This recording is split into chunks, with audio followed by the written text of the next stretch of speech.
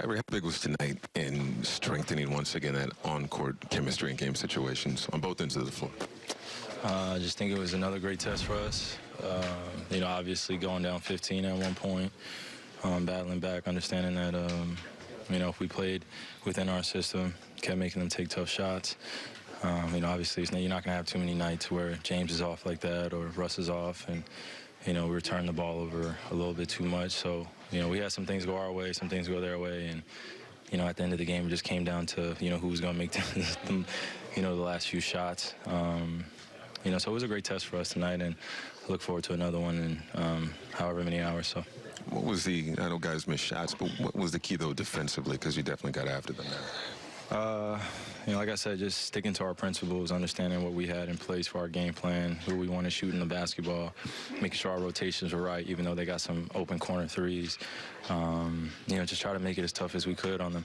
Kyrie, you've been preaching patience, it seems like, every day. Every time we come to you, say it's only been game one, it's only been game two, it's only been game three.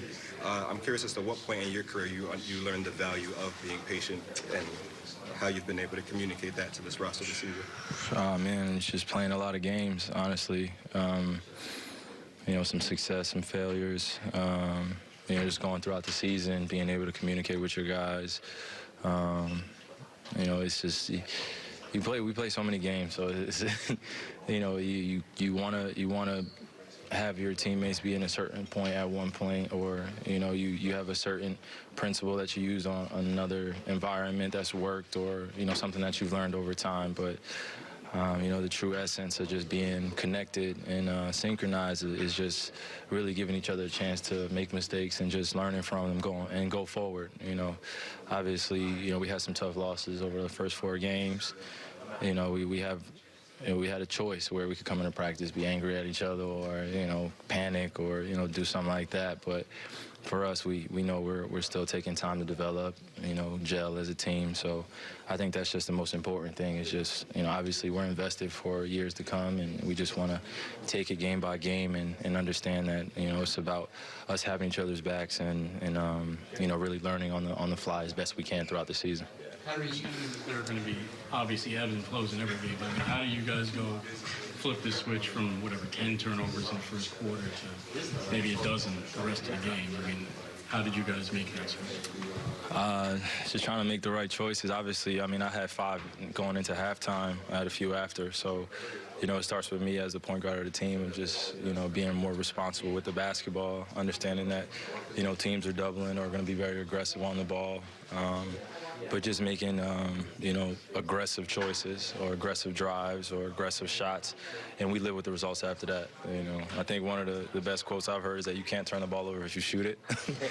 And, sometimes that works where, you may take a tough shot or a bad shot, but it's better than, trying to force something in the paint. I did that a few times in the first half where, I had a few shots where it's just, you just got to be aggressive, and then we live with the results after that.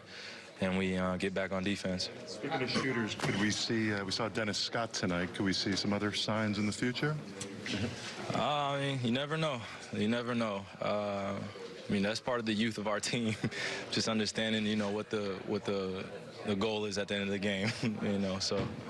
Yeah. How important was Garrett to tonight's win? He's always solid, and that's the type of player he is, where came out, just was very aggressive, came out shooting the shots that he's been shooting the last few games, and just really getting in a rhythm and taking what the defense gave him, but also competing on the defensive end like he always does. So we need that from him, and he'll continue to give it to us. We know who Garrett Temple is in this league and what he does and what he brings. First back-to-back of the season, how do you carry over the momentum from this game against a very different-looking Detroit team? Well, first is just carrying your mind there. That's the biggest thing.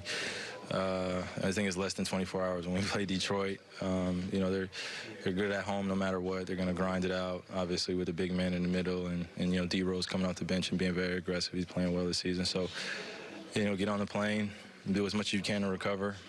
Try to feel as best you can, and understand that tomorrow's more of a mentality game and how you start.